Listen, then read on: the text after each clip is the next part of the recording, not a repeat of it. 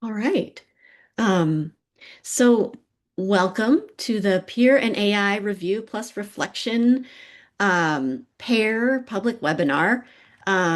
This is an invitation to engage with our human-centered, um, research-based approach to writing instruction in the age of AI. We are supported by the California Education Learning Lab. Um, and today we are going to be joined by, I'm Anna Mills from the College of Marin. Um, and we will be joined by Julie Gamberg of Glendale College, Marit MacArthur, University of California, Davis, Sophia Manillo, University of Cincinnati, and Carl Whithouse, University of California, Davis. We are all part of the PAIR team. And we want to acknowledge the organizations that have supported us. I mentioned the California Education Learning Lab, but also AWAC, Association for Writing Across the Curriculum, National Endowment for the Humanities, and the UC Davis Center for Artificial Intelligence and Experimental Futures. Um, so we are a collaboration between 8 public colleges and universities in California. And our goal today is really just to share what we have been doing, to share our practices with any educators who are interested, who teach with writing and are doing anything similar or interested in trying anything similar. So we want to just invite you to share your name, where you work, maybe your discipline, your role, in the chat. And if you want to share some other little thing like your favorite drink or your where what the weather is where you are today, that would be pretty cool too. Um, so welcome everyone. I'm coming from San Francisco and I've got my tea here, my third cup of tea of the morning. So that's my situation. Um, and I'm going to turn it over to Sophia. Hi, everyone. I'm joining you from Cincinnati, Ohio. Thanks so much for being here today. So today's plan is we're going to start off with an overview of the PAIR model. We're going to talk about our faculty-shaped AI feedback prompts. You all will have an opportunity to test out the prompts and share your reactions. We'll talk about what we assign as part of the PAIR model, readings, feedback chats, and feedback reflections. We'll share some further resources, and then we'd like to hear your input and we'll have time for Q&A. So please feel free to use those links for today's slides and the PAIR packet, which I've kind of been posting. So it's great to see folks sharing a little bit about themselves. And next slide, please. All right, so we're going to give a little overview of the PAIR model. Next slide, please. And so this is a 5-step pedagogical model where we start off planning for classes with a clear AI policy that's aligned with the instructor's values and goals, learning objectives. And so the class discusses this AI policy, and students engage with selected readings that are intended to build critical AI literacy. Then, once students have written a first draft for a major assignment, they complete peer review workshops in class. And so we intentionally made it so that students would participate in peer review before getting AI feedback because we think that humans are really at the center of response, and we wanted students to pay attention to their peers' comments before AI's comments. So then students dialogue with the chatbot on an early draft using our feedback prompt, and the instructor provides their assignment sheet with the rubric criteria to help inform that feedback as part of the prompt. After that, the students take the two sources of feedback, they compare and contrast them, they reflect on what aligns with my goals for the assignment, what doesn't, what makes sense, what doesn't, and they make a plan for revision on the basis of that reflection. And finally, they revise, write a revision reflection, and this process can continue for multiple drafts. Next slide, please. All right, Marit. Hi. Hello. So does it automatically switch to me? I don't. I'll just keep sharing the slides. Oh, okay. and I'll advance them. So just tell No, me no. next slide. I just am wondering if people can see me. Oh, I think so. Yeah. Oh, okay. I don't know. Okay. Yeah. All right. So I'm Margaret MacArthur from UC Davis. And I just wanted to tell you a little bit about where we are with PAIR right now. Um, so we have all heard about AI backlash, right? And there are a lot of things driving that, including some very legitimate concerns, about the growth of data centers, the ethics of the development of AI, environmental impacts, linguistics, justice and equity, and all of that. So we are really trying to help faculty shape AI's role in writing pedagogy, not according to what big tech thinks should happen, um, but according to our values as writing instructors and our disciplinary pedagogy and writing studies research. So it's very important to note that, when people are playing with PAIR, whether faculty or students, faculty can, after you hear about this, you can obviously completely avoid it. You can also adapt PAIR to your own purposes, right? When you do it. And you'll also hear about students opt-in and opt-out options, even if you're running PAIR in a classroom. It doesn't mean all students have to use AI. And overall, with PAIR, students can build a sense of agency with PAIR by discussing readings about AI, writing, and ethics, by kind of pushing back or chatting back in response to AI feedback rather than just, accepting that it's helpful or right for their rhetorical context, and through metacognitive reflection on peer and AI feedback, or of course by opting out of the PAIR model.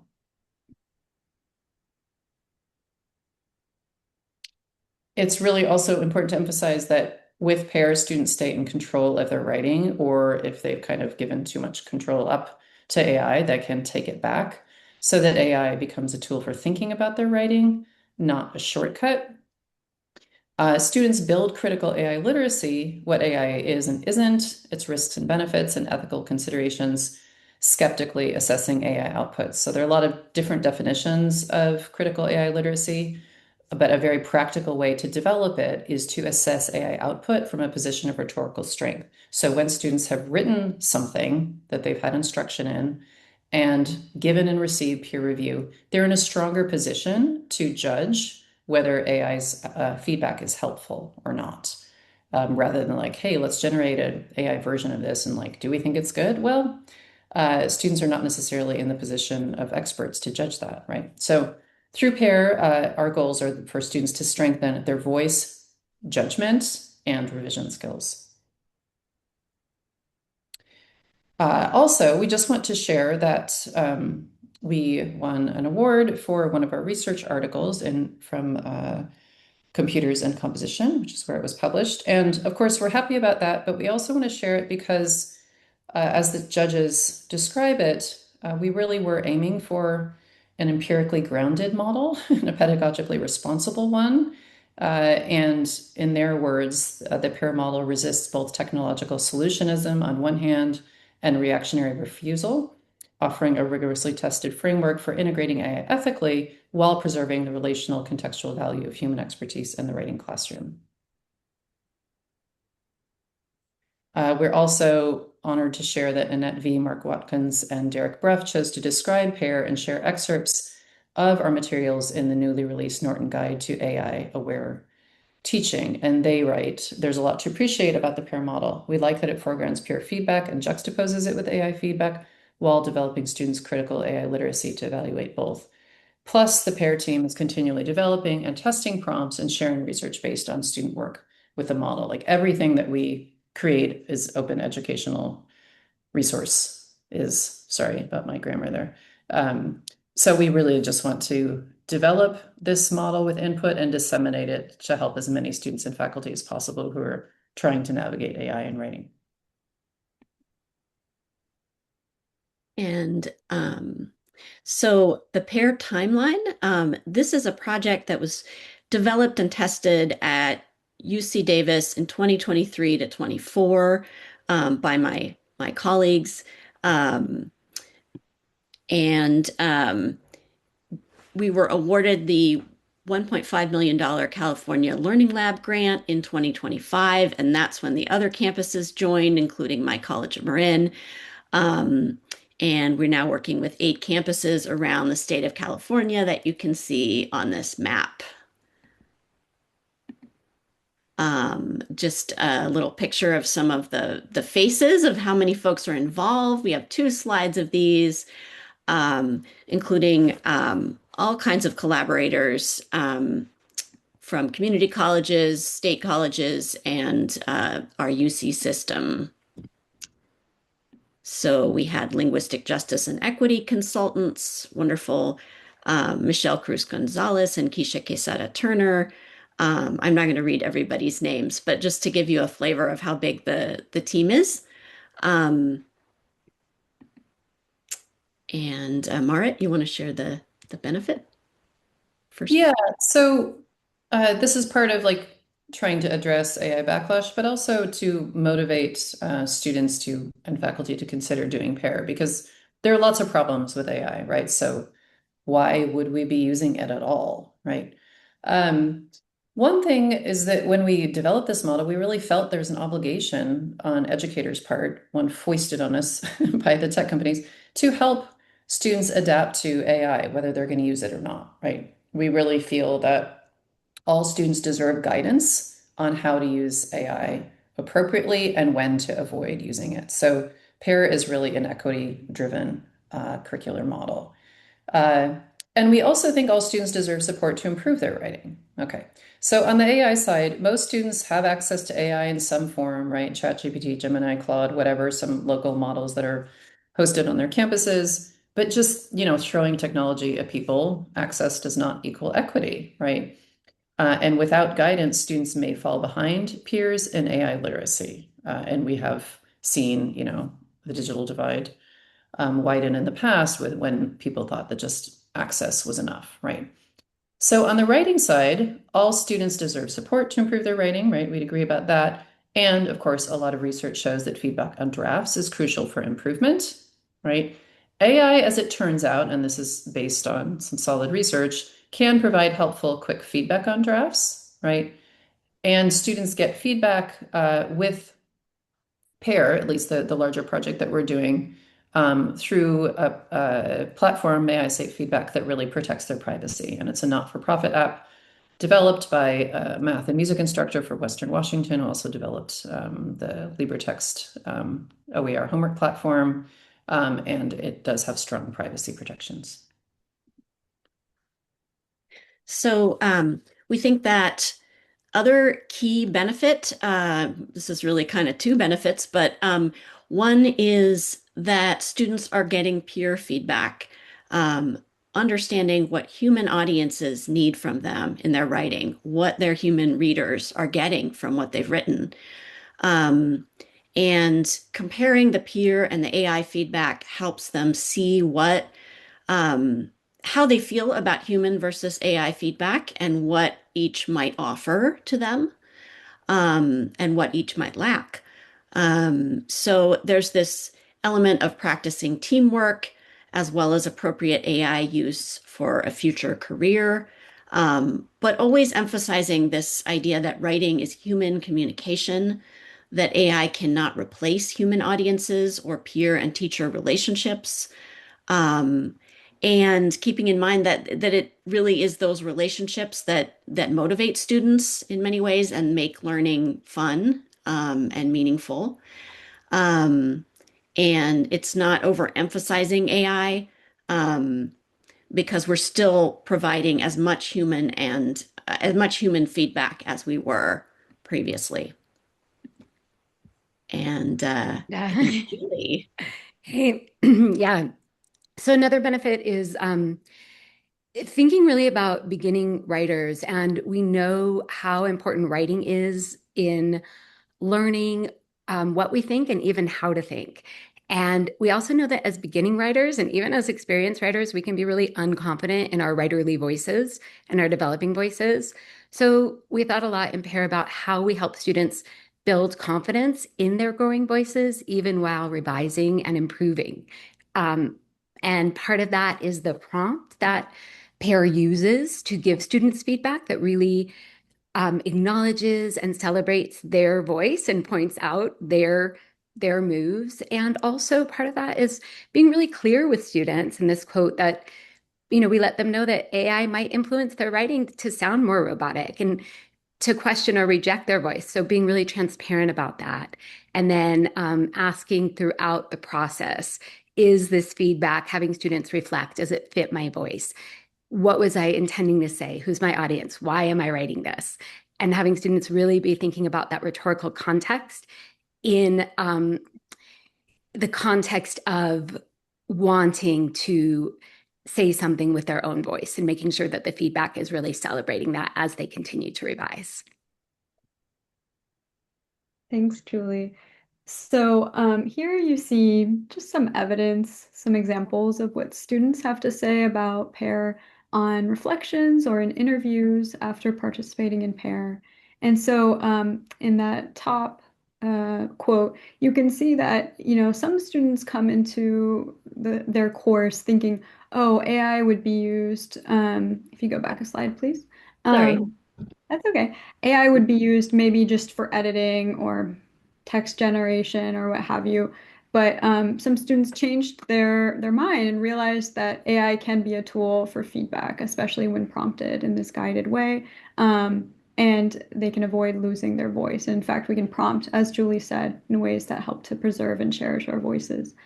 And then on the left-hand side, you can see that in a study that we were working on that's under review right now, we actually saw that students' appreciation of peer review increased over the course of their participation in PAIR across a variety of courses. So students, through having this rich feedback ecology, they understand the value of having additional perspectives on their writing. And then in the right bottom quote, this was a student who was studying creative writing at American River College. And she said that she really appreciated having someone or something, AI in this case, to witness your inner world while writing, while dealing with kind of complex ideas and your creative process. She said that it was reaffirming. So some positive testimonials from students. Next slide, please. And the next slide is presenting the results of our PAIR pilot in 2023, 2024. So here we carried out this method in a wide variety of courses, kind of typical composition courses, writing in the disciplines courses, and writing across the curriculum courses in STEM. And we found that most students preferred AI and peer combined feedback. It was about 60% relative to just pure AI feedback alone. So our takeaway was that AI works best when paired with human feedback, not on its own. Next slide, please.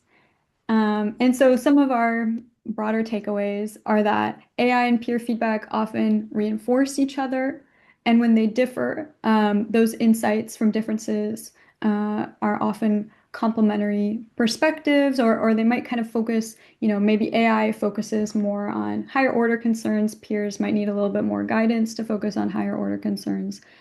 Students build judgment by deciding what to use. And AI can be helpful, but students still value human feedback the most in what we've seen, right? And so, this leads us to one of the core questions. PAIR is about a lot more than just AI feedback, but one of the key questions that we ask is sort of if we're incorporating AI feedback, what quality will it have? And how can writing instructors shape the prompts that we're giving these AI systems to get the kind of feedback we think will be most beneficial to students in both in helping with their writing and in building AI literacy. Um, so first we would share that in PAIR, when students request AI feedback, we're making sure that the instructor's assignment and the rubric, if you have one, are included in that request. So the system has that context about what they're being asked to do.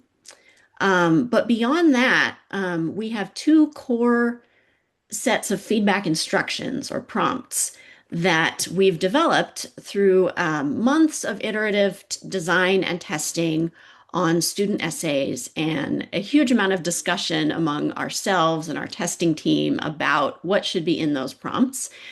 And we want to share them with you today.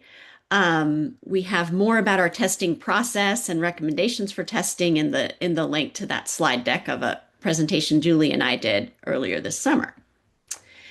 But the two prompts that we've come up with, we call the reader response feedback prompt and the criteria-based feedback prompt.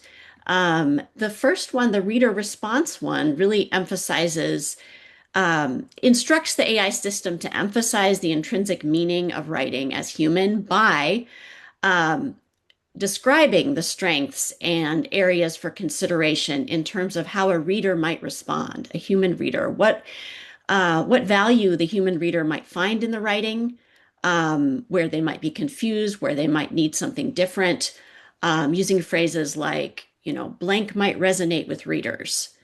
Um, and we found that that didn't suit all needs. And so, Marit, if you want to share a little about the criteria-based approach, we had a lot of really dynamic discussion and exchange about what different kinds of classes, different kinds of students needed. Um, Yeah. So, and I'm sorry, I'm not visible. I'm not sure why it won't show me, but anyway, it doesn't matter that much. I can Um, see you. We can see you. oh, We can see you.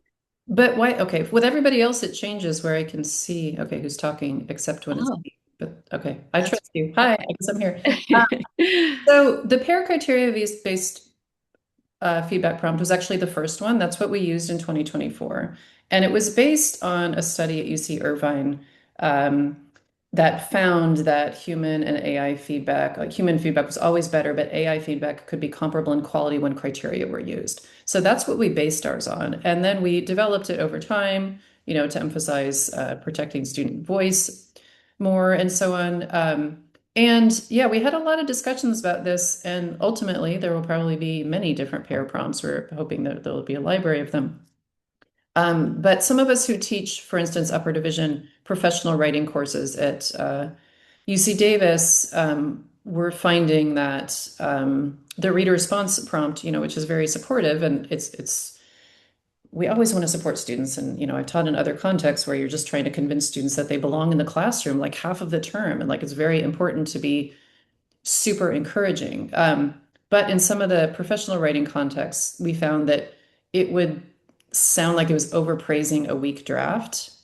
And so we were, that's why basically we have these two different ones. So, they've changed a lot since that initial development, but that's where we had a lot of discussion about like, okay, what do students need for different contexts?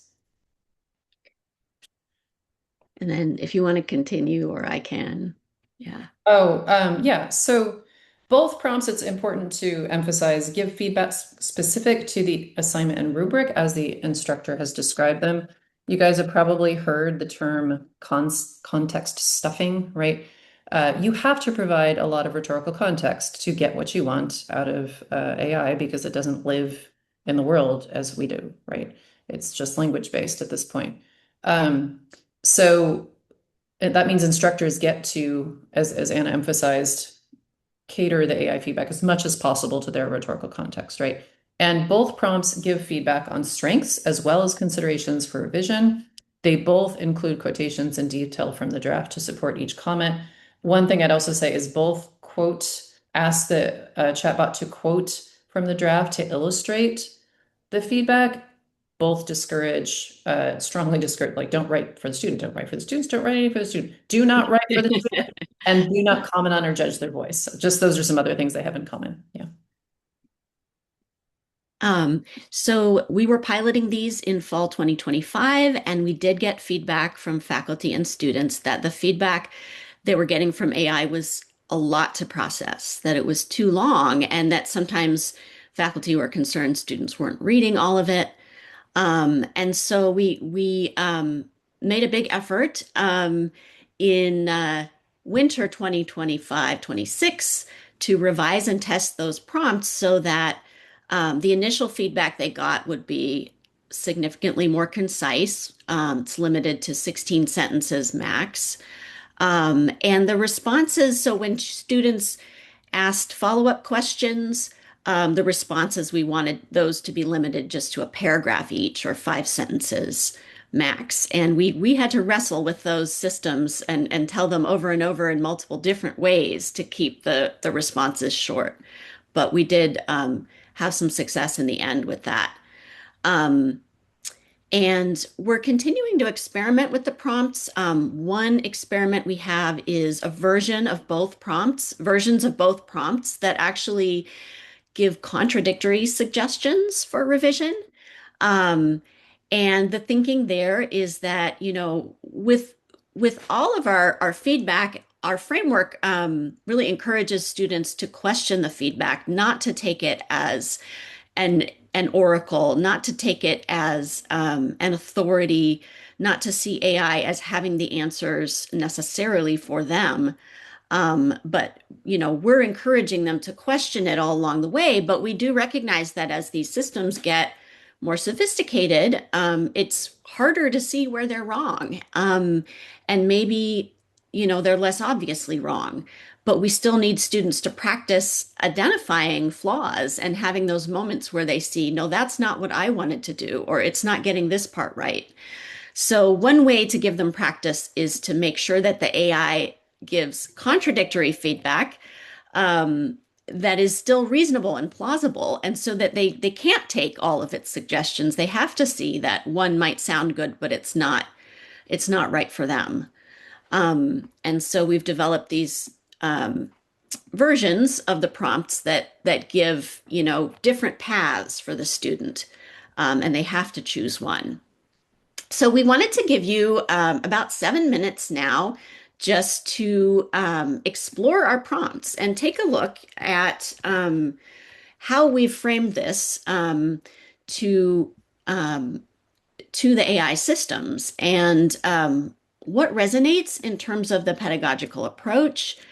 We'd love to know, just in your comments on the Google Doc, what you might revise or adapt in the language, what surprises you, what questions or concerns arise, just so you have a sense from the inside of what instructions these systems are getting and how that connects to your pedagogical approach to feedback.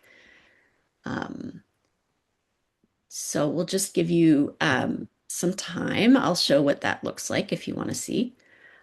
We've put all of the prompts in there, and there's a kind of a table of contents up here. If you want to focus on one, you can go to the contradictory ones. But, if you want to start with the criteria-based prompt, awesome. I see all the folks on there.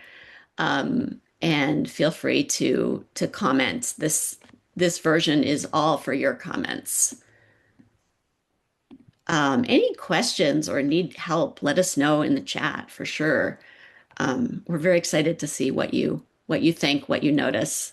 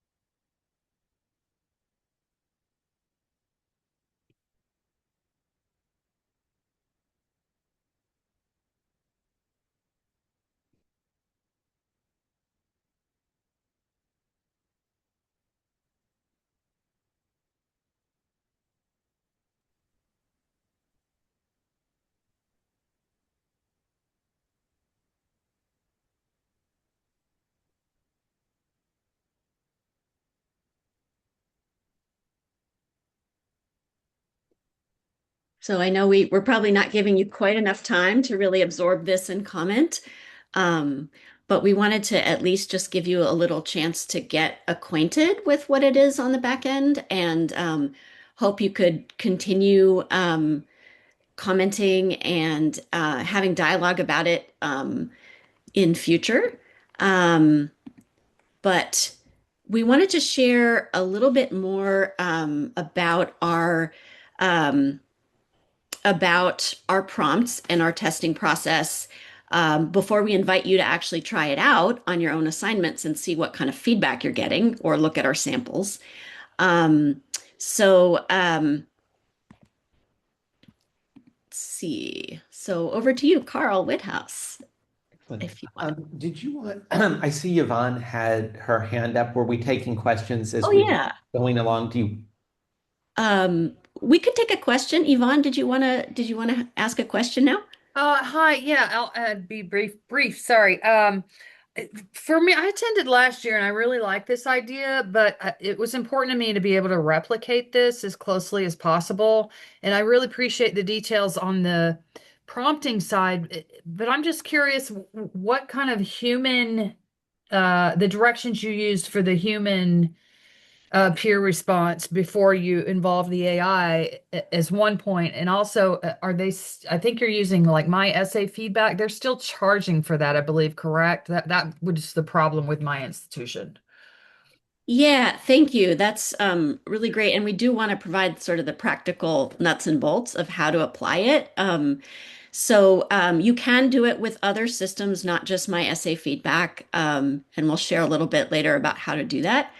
And we also do some professional development for our faculty about ways to do peer review and provide resources. Our faculty do a lot of different kinds of things with peer review, from online classes to in-person classes.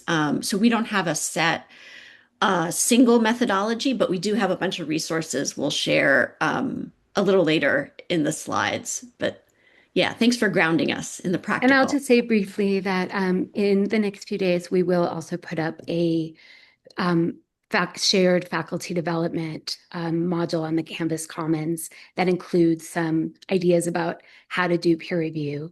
And we will be sharing shortly, as Anna said, some PlayLab bots we've made that can help you do the AI review the PAIRR way. Great. Yeah, Thanks. so I'll talk a little bit about, actually, this is a great question that you just asked for a segue into thinking about the testing that we've done on different AI models. Um, so when PAIR originally started, we really wanted to be AI tool agnostic. So we actually started just working with ChatGPT 3.5, that version, and a lot of things now that happen if you're using my essay feedback that are going on sort of under the hood or behind the interface. The pair model and the pair packet describes the ways that you could actually just use a AI model out in the wild. So Sonnet 4.6, GPT-5, DeepSeek 3.2, Gemini 3.1, really any model without necessarily using the MySA feedback interface to apply the pair model. The other thing, Yvonne, that I would note is in some ways, pair for us started as a way to encourage faculty outside of English and writing to do more with peer response. So pair is interestingly, in some ways, people are thinking about, oh, it's about AI. It's as much about getting students to do productive peer response as it is about AI, and it's the triangulation of those. But part of what we did this spring is under the hood, although we're using my essay feedback, we've been running with ChatGPT this last academic year, and we wanted to test and see which of a number of the popular models work best in terms of feedback. So a group of us looked at the feedback from Sonnet 4.6, GPT 5.2, DeepSeek 3.2, and Gemini 3.1. And we tested it on a number of essays, looking at and scoring its feedback, not the student essay, but its feedback run multiple times in terms of accuracy, specificity, tone, and this really interesting idea that Julie had about coding for flavor. And if we go to the next slide, you can see our results from that testing. And what you will see on, Anna, if you can go ahead and click to the next slide. What you'll see from the testing that we did is that out of the four different models, Claude, DeepSeek, and ChatGPT scored the highest. Gemini, strangely enough, scored far behind in a way that was significantly statistically significant for us. But Claude, DeepSeek, and ChatGPT were all relatively close.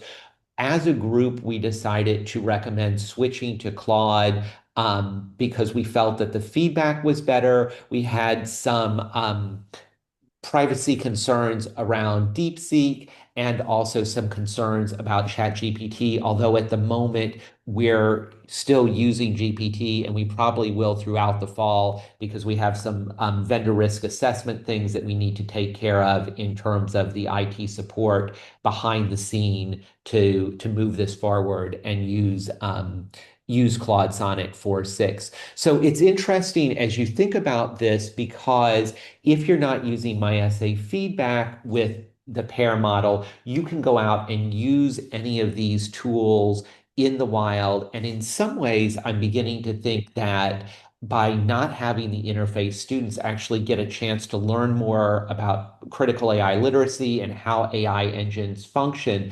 The nice thing with the interface like my essay feedback, though, is it really allows you as the instructor to focus on the writing that is going on. And so it makes it a little bit more sort of close to what we want to focus on as opposed to the differences of AI tools. And I think we should go to the next slide, and Julie will say a little bit about the work that we did around the flavor words, because I think this tells you some about how each of these different AI models work.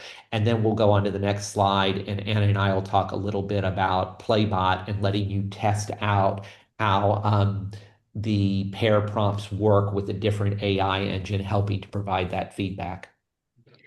Great. So yeah, thank you, Carl. And as Carl said, the teams or we rated each piece of feedback on a Likert scale 1 to 5 on tone, accuracy, and specificity. But we also made some general notes, which we're looking at now. And although this wasn't a formal study of the difference in models, we do have a lot of data that kind of speaks to not only the differences between them, but also other things that we noted, and including this like slightly whimsical category, our perceived flavor of each feedback sample we read. So we gathered those words together and grouped them into positive, negative, neutral, and mixed, which might be something like accurate but harsh. And the research team still needs to discuss conclusions that may have emerged from our notes, but we thought it'd be fun to share some of the flavors that echoed across 4 different raters and several hundred ratings. So you can see that with Claude, we got words like almost human and genuine, but also lopsided. ChatGPT, we got insightful and encouraging, but also flat. Both Claude and ChatGPT, we got caring, but we also had, I think with both of them, inconsistent. And you can see the words are a little bit more similar with Claude and ChatGPT. DeepSeek had things like thorough and nuanced, but also overly wordy and academies. The Gemini flavor words were not as strong. We had things like clear and concise, but also generic and shallow. So we just thought that would be really interesting to share with you. Yeah, and as Anna just put in the chat, we were completely blinded, except we realized early on that we would likely know when it was the reader response prompt versus the the criteria prompt, because the reader response prompt, when it gives feedback, uses words like a reader may notice. So we realized that we would probably know that. But as we were just rating the models for quality of feedback, we felt like that was an acceptable, lack of otherwise blinding. Okay, back to you, Anna and Carl. Excellent. So I think Anna is going to drop the link to this slide into the chat. But what we're going to ask you to do here is to take 10 minutes to play with the prompts with a sample essay for your own assignment. And we're going to ask you here to look at the PAIR Play Lab bot. You then copy your assignment rubric and a draft that you have permission to use. Don't use a student essay that you don't have permission. If you need an essay to use this and you don't want to use one of your own students or you don't have permission to, you can use the sample essay generator bot. And then look at the feedback that you're getting. So this is really a way to test out these prompts and get a sample of the different types of feedback that you get. And then we're going to do a little bit of reflections on the poll, but first about 10 minutes to work through this. Anna, did I miss anything here? No, I don't think so. I did put the link to directly to this slide in the chat. And just let us know if you have questions or about the various options here. I know it's kind of a lot. And I'll put the link to the Mentimeter in as well.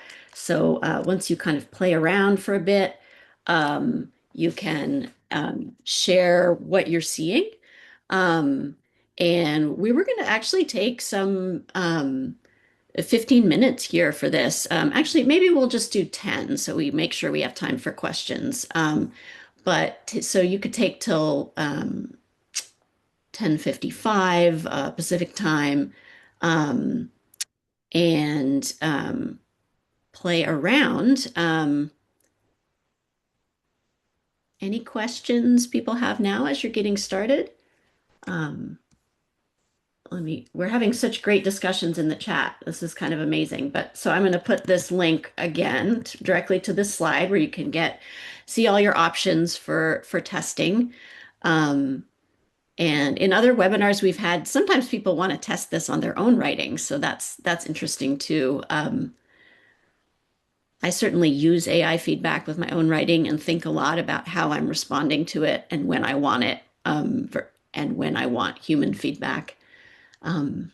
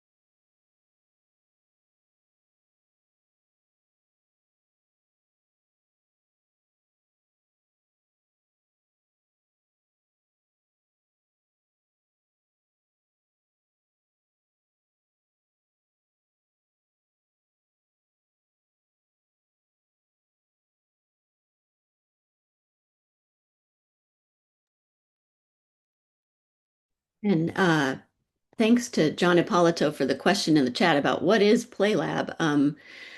So the platform we're using for these experimental bots is a nonprofit.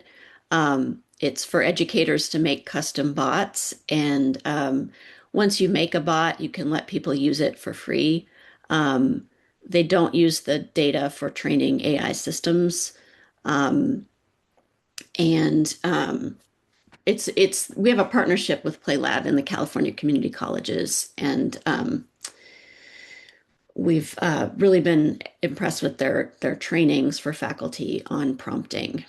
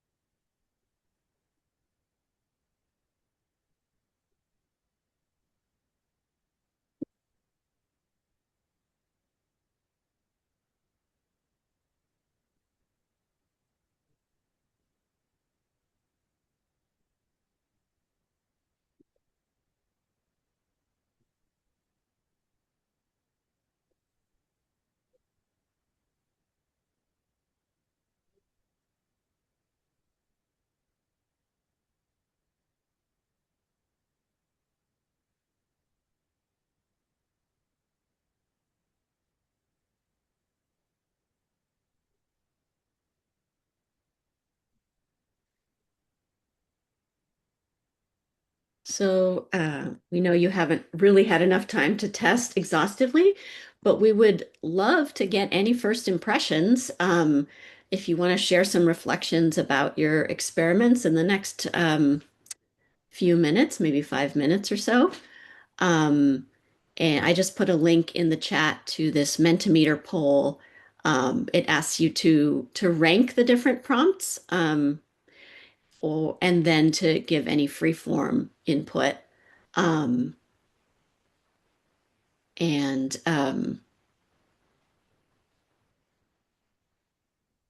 yeah, so let us know how that's going.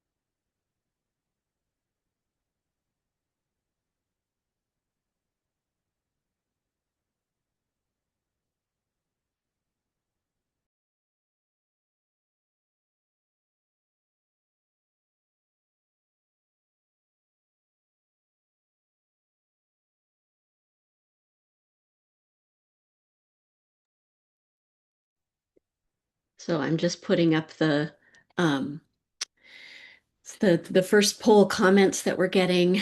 Really cool to see.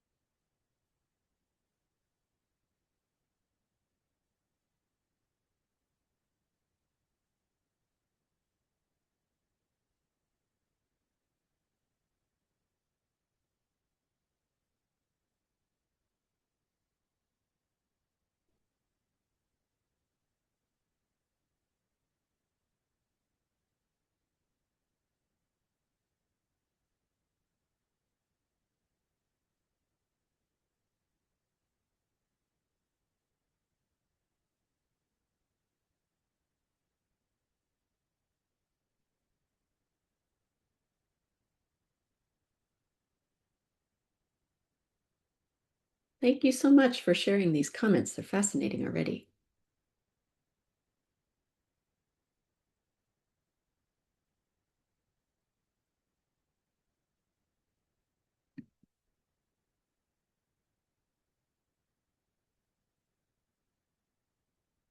Oh,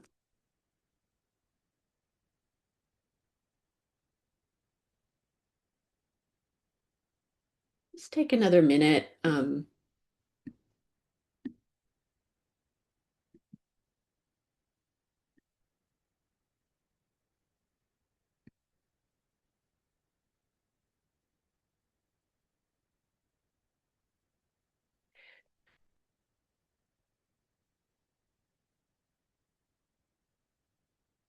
Yeah, I'm glad you like the poll feature, Joan. We'll definitely put up these responses into the slides after the presentation so you could see what other people said.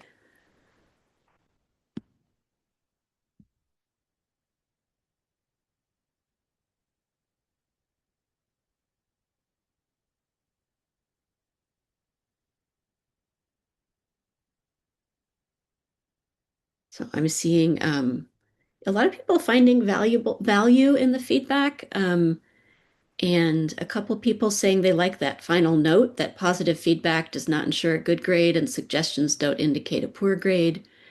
Um, we've definitely tried these prompts with published writing, famous pieces, and I think there's still good points to be made about how those pieces could be clarified. Um, and one person saying my students are not native speakers of English, the feedback was a bit long for them. If it could be formatted in shorter bullet points, it would be better for them. That's interesting. Um, all right. Well, thank you so much, and please feel free to keep adding to this. Maybe we'll go back and see just for the moment. It looks like the criteria-based prompt folks have been ranking that first, followed by the reader response, and then the contradictory reader response, and the contradictory criteria-based. So that's interesting to see. Um, and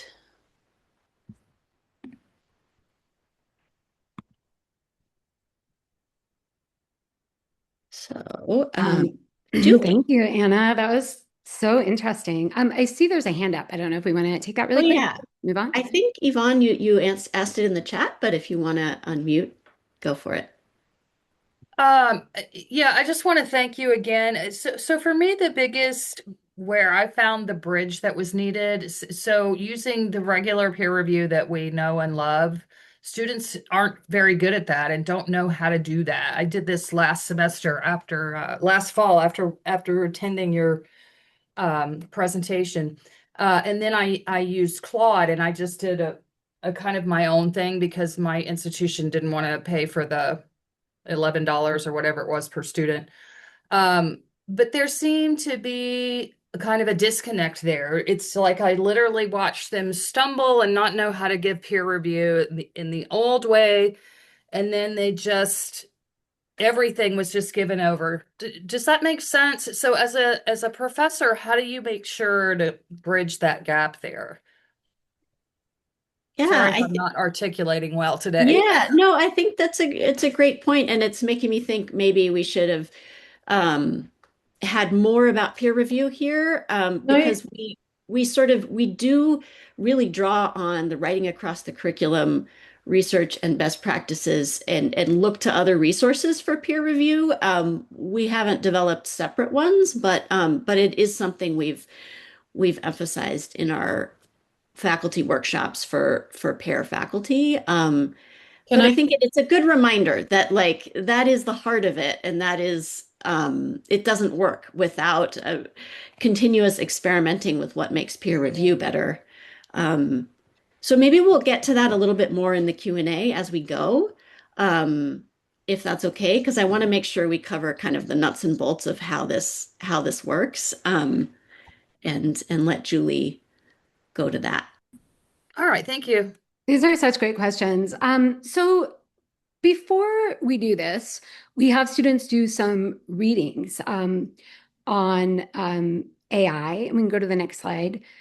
Part of the protocol is starting with some basic AI literacy. So we don't want students to be using the AI tool or engaging in the pair intervention without having some sense of what AI is, as well as some sense of concerns about AI. So one reading, the first one, comes from Anna Mill's fabulous OER, AI in College Writing, and Orientation, and it introduces students to thoughtful use of AI feedback while retaining voice and critical thinking. So students read that, and these are all linked out, so you can use these readings as well. We would love it. Another is a linguistic justice and equity reading.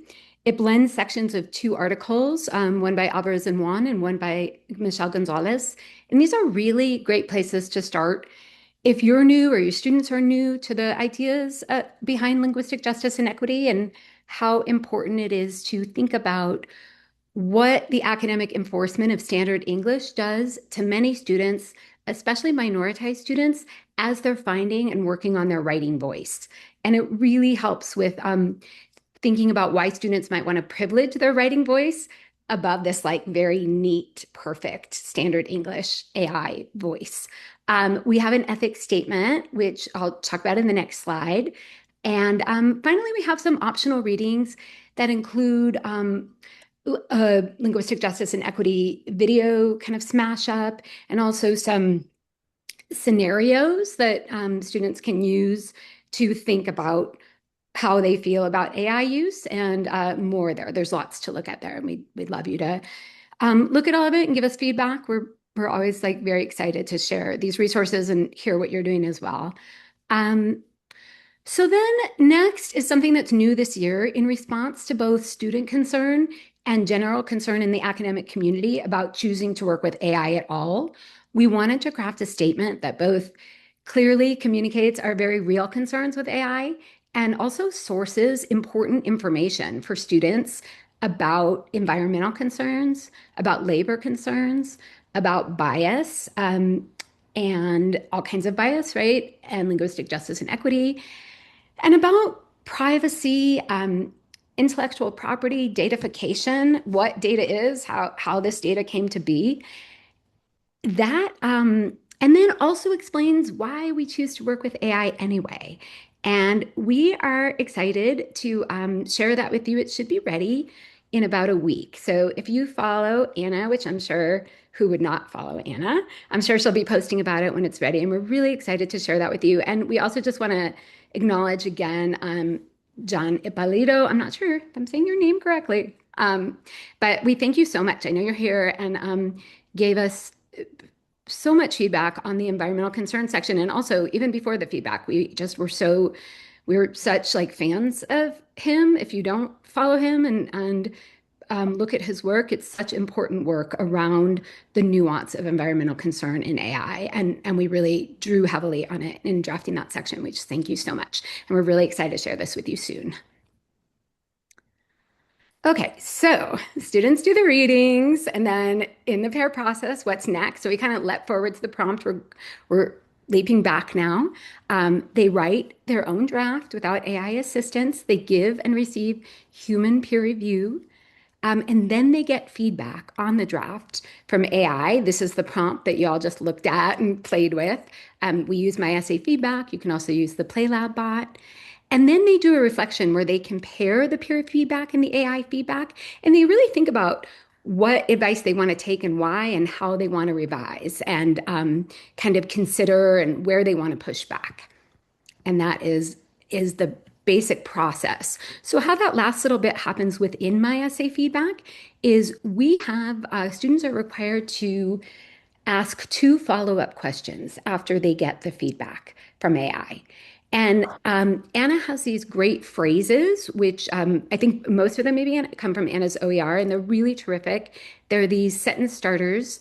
And we also, I think, worked on them as a team a little bit as well. But they're sentence starters in helping students figure out what kind of questions to ask. So they get the feedback and maybe they don't know, what should I ask? And they can either look at strategies or they can use these sentence starters or phrases. And I also just want to acknowledge that we did have a little debate about whether these should show up right away or whether students should have to figure out their own questions first. And earlier in the chat, someone quoted Peter Elbow, and I also want to invoke David Bartholomew. I was of the opinion they maybe should show up later. Right, David Bartholomew, who wants students to be in the murky messiness of writing and wants them to be kind of confused. So,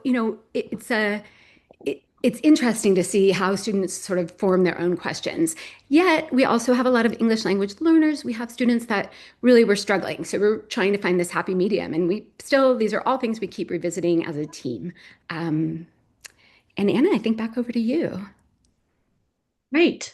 So just as an example, the first drop-down menu of options for the students has things like, as to ways to chat back. It has things like be frank and push back if you're not sure you agree. Ask for clarification on a specific point. Ask it to help you explore what you're not sure about. Again, trying to help them see it not as an answer machine, but as a something of a stimulus or a thinking partner. Or ask it about an assignment requirement it didn't mention, because we know, in the effort to keep things short, the feedback is really not covering everything in the assignment or the rubric. Or ask about your writing style's unique strengths and how to bring in more of your voice.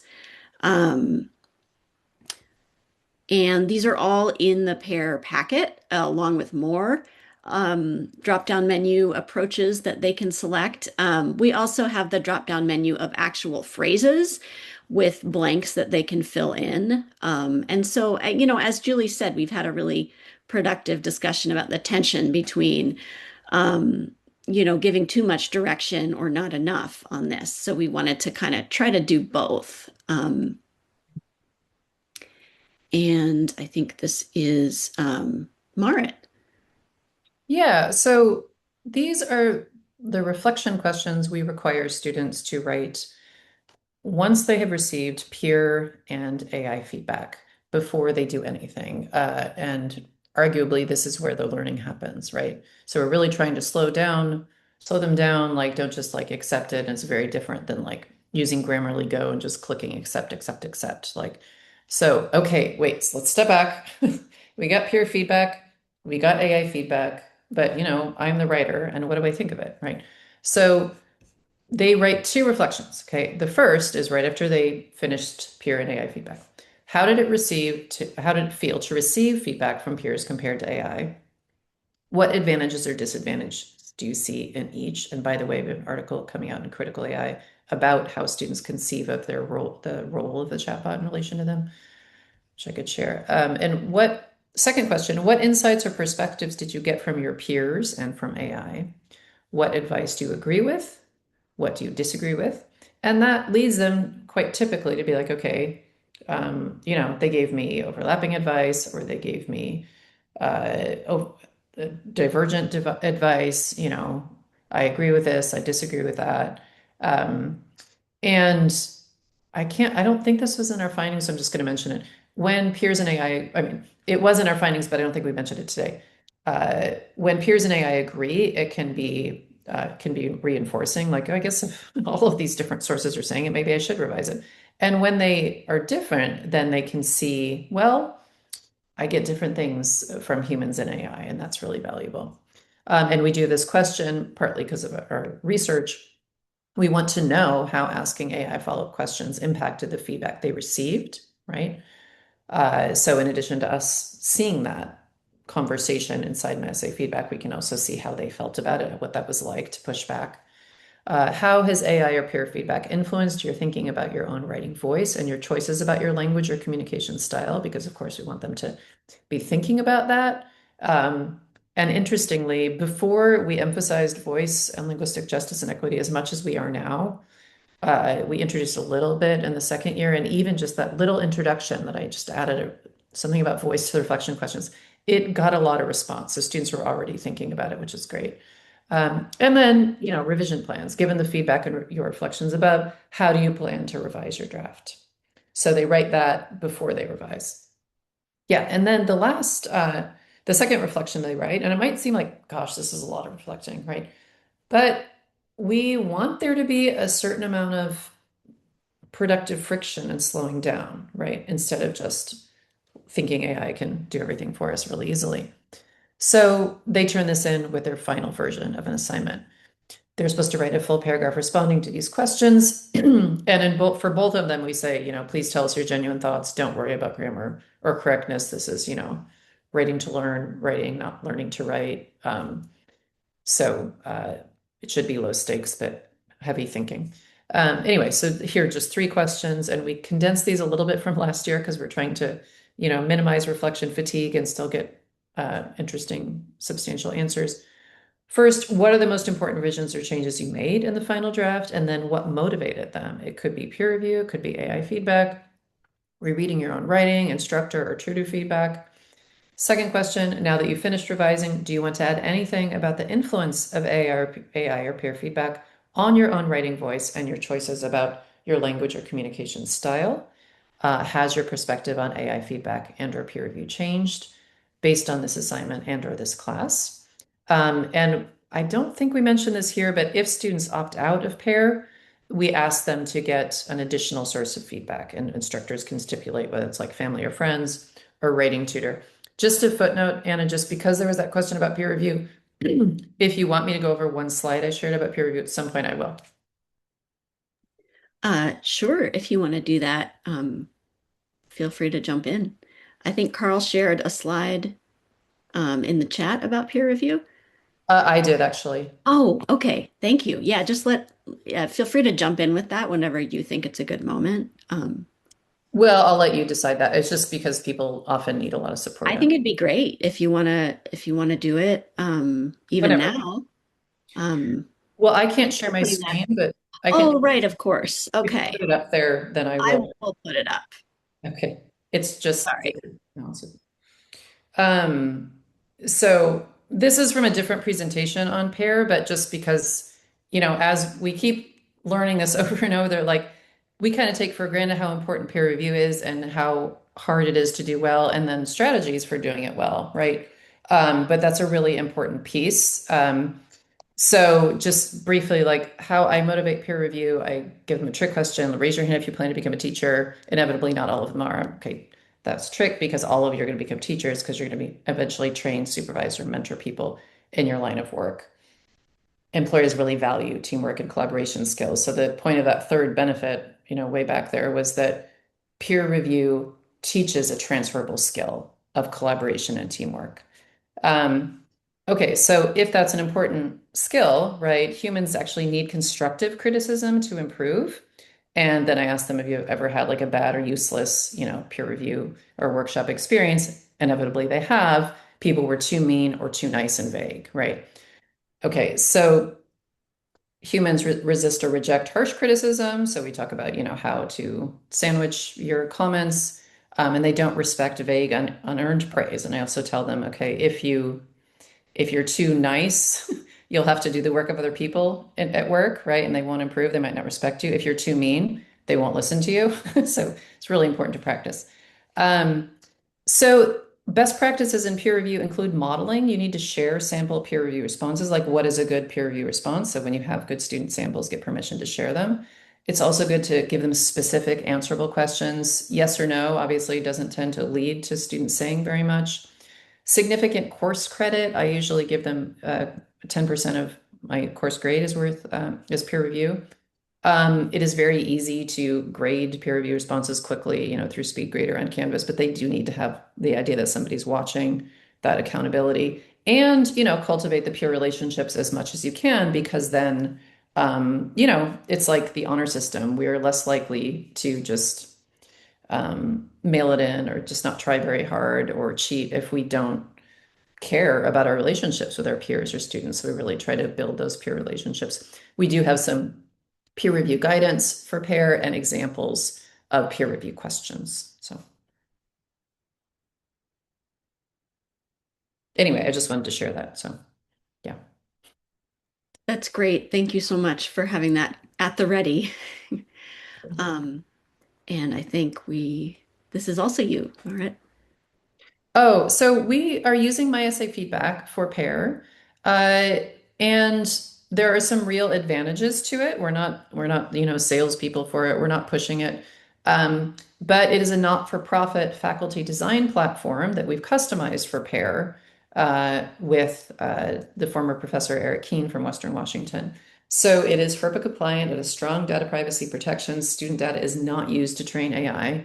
It integrates with learning management systems for easy access and automatic grading and reflections. And somebody in the thread was asking, like, can you see, the feedback students get? Yes, in my essay feedback, it's very easy. You can see the whole conversation. That's also where they do their first reflection.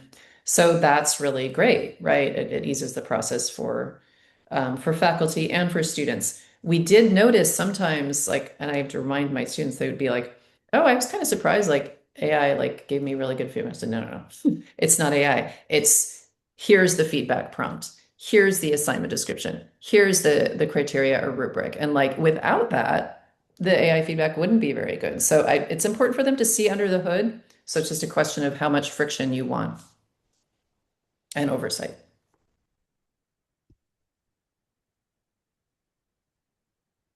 So I could do this. So if you do want to try my essay feedback, you can, there's usually a free pilot.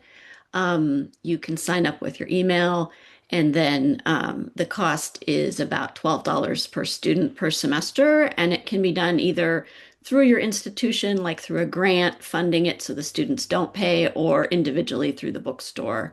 Um, and Eric Keene is very responsive. So if you're curious at all, he's very friendly and engages with you if you want to email him. All right. So, in the interest of time, I might go through these slides pretty quickly, but we would encourage you to try out PAIR with other platforms, such as through your institutional AI.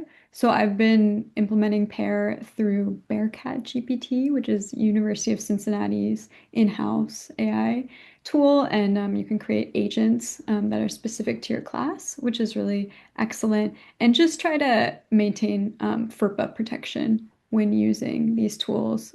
Our PlayLab bots are FERPA protected, which is great. Anna, would you please change the slide? So of course, we're not forcing students to use AI, and I just put in the chat our opt-out assignment from the Canvas Commons.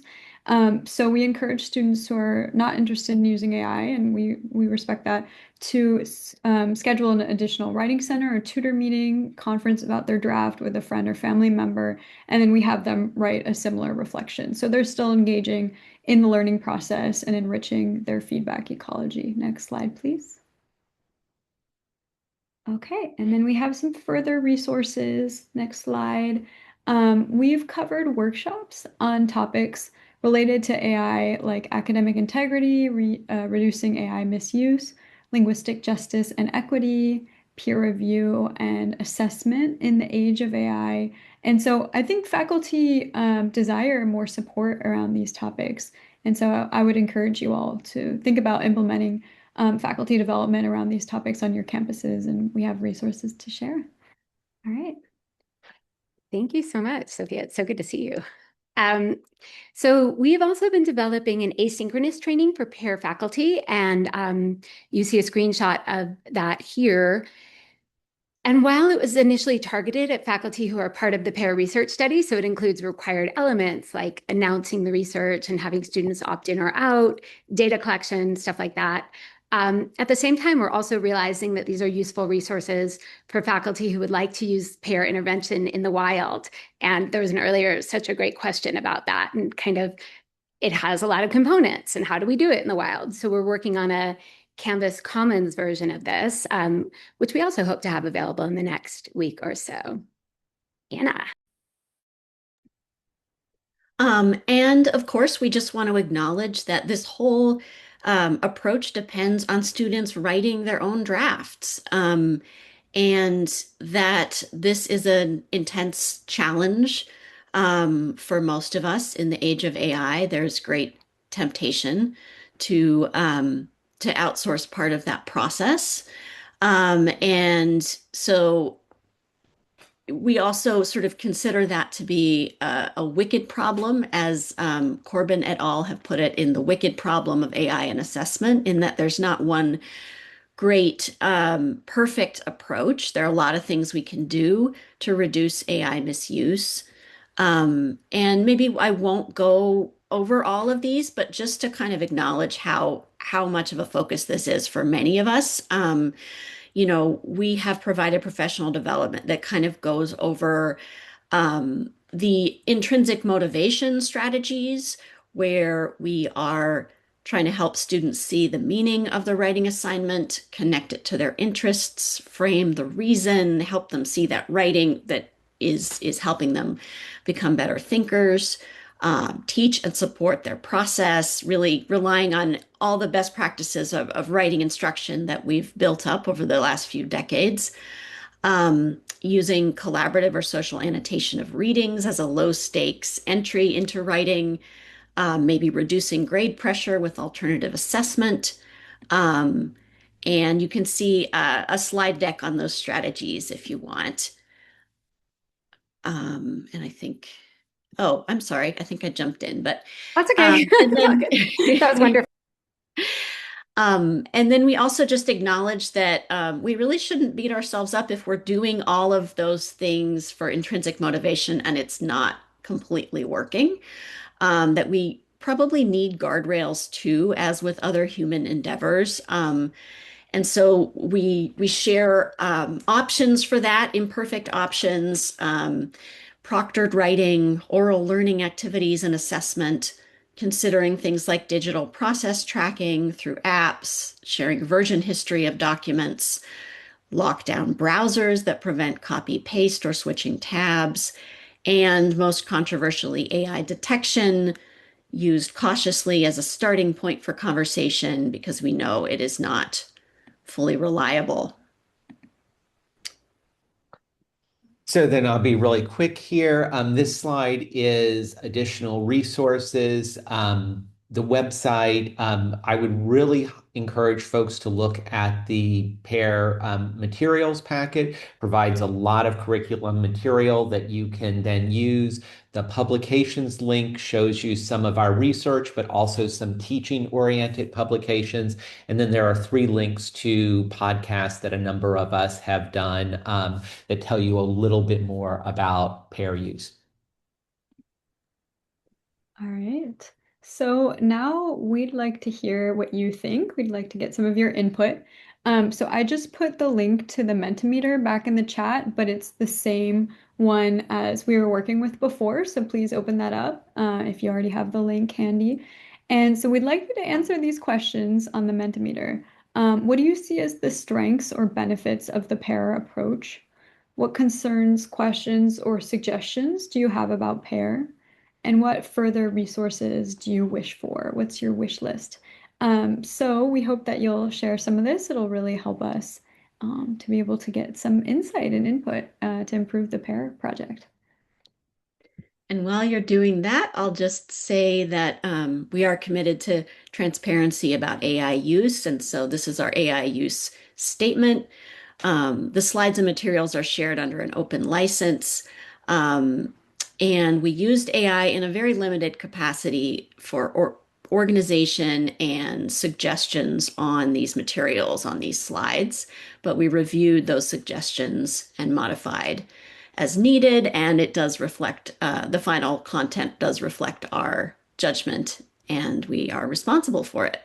You might see this little icon is from the Me and My Machine project from a university in the Netherlands. It's a way to label how much AI was used, and you can follow the link to learn more about that. Um, and you know, ways to continue the conversation beyond the Mentimeter. Today, we invite you to comment on the pair packet directly. It's a Google Doc.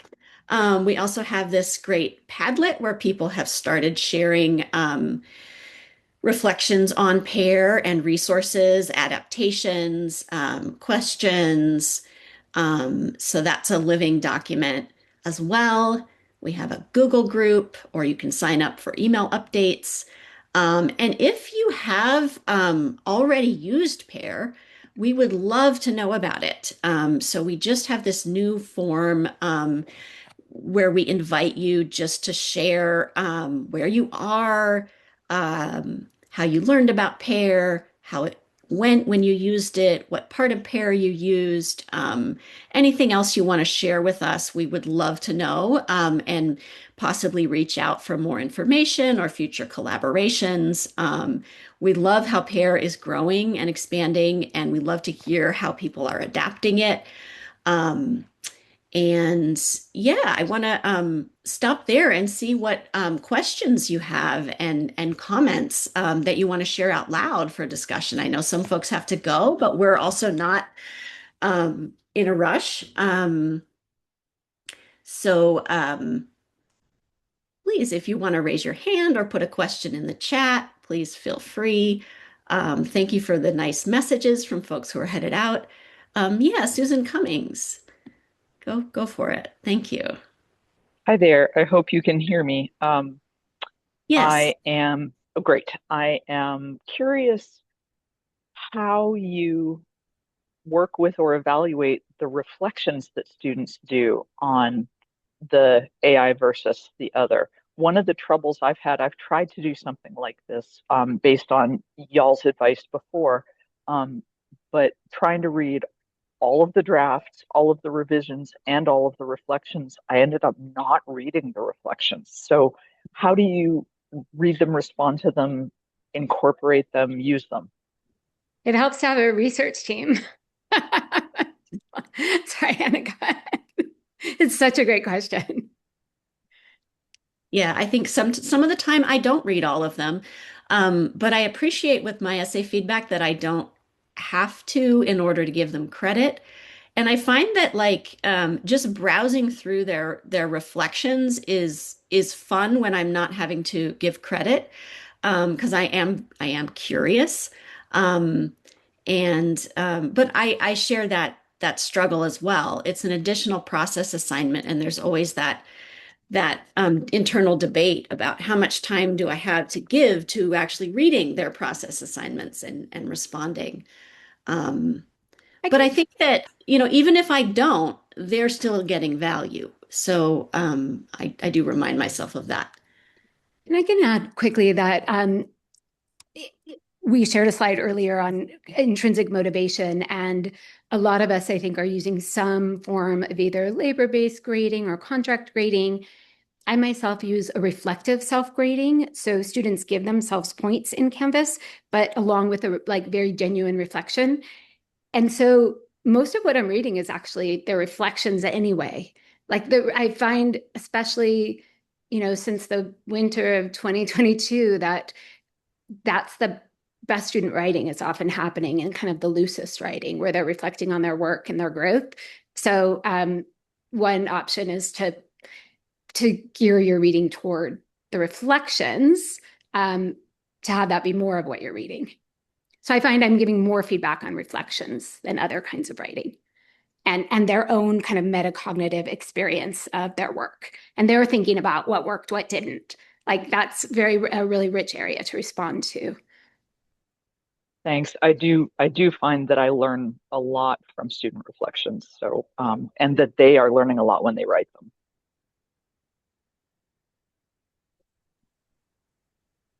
Any other questions or comments?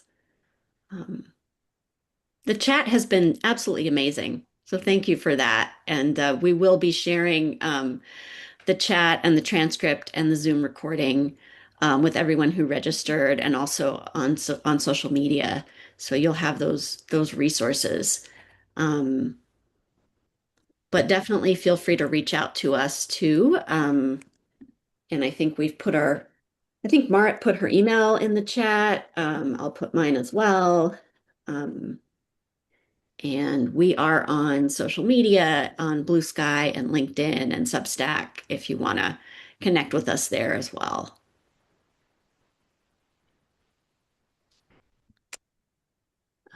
Let's see.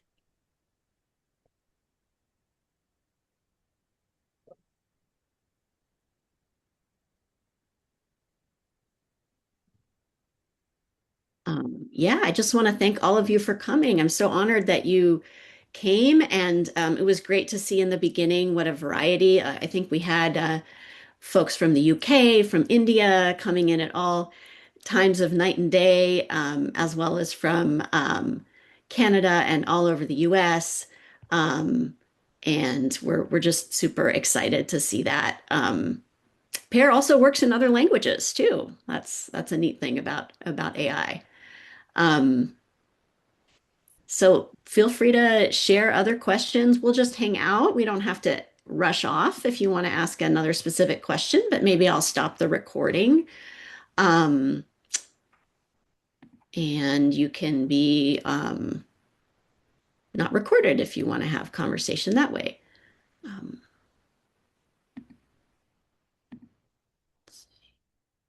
Brent Warner, yeah, go for it. Hi, Thanks. Anna and everybody. Thank you. Hi. This is great, really interesting. I have a very similar, or I've also developed a very similar approach. And but one of the things I wanted to ask you guys about, because part of the research was there, was my approach that I've been using was to do it because I work with English language learners. I do AI feedback first because it seems to me, and this is not research based, and you guys did research, but it seems to me that it lowers the effective filter for a lot of my language learners to get that AI feedback before they have to share it with their classmates. And so I'm wondering if there's any just comments or thoughts on that side, because I flipped it, and I appreciate what you guys said for sure about like, hey, we want to prioritize the peer over the AI, and at the same time, is there room for flexibility in that conversation, or have you experienced any of that too? Because I just thought it's just the one tiny thing that's different from how I do it and I don't know how important it is. There is So room, there is room for flexibility. But I would ask you, like, what have you found? Because I'm afraid we have sometimes seen, like, in a research article and that we linked and discussed a little in this article, that, for instance, students, sometimes multilingual students can feel like I have to ask ChatGPT's permission before I even send an email. And like that can like lower their confidence. So what do you find in them getting AI feedback first? Well, my approach is very similar to yours, which is trying to talk honestly to the students first before we do anything and saying like, hey, here's the value, here are the drawbacks, here that, so like we're trying to explore an understanding of what's going on before they start stepping into it. And then for me too, it's also, kind of sharing that like, hey, we're all doing this together and we're trying to move towards a goal together. And so I think once my experience only is like once I I have developed some trust with my students, then they're more okay to do those things and they're less likely to worry about it. But the thing, some of them have said that too, and I haven't been collecting, full data. It's kind of been more anecdotal and experimental, but it seems to be working for the most part because they go, oh, okay, I can do these couple of things. I just didn't feel it or I didn't know that I could. And if they get that little bit of positive support through the AI feedback first, then it seems to me that they are more confident and Yeah. they have mentioned it a few times. Yeah, I think as long as you're not seeing like some weird excessive polish in the draft between AI and peers, it sounds like it works for you. Yeah. Okay, cool.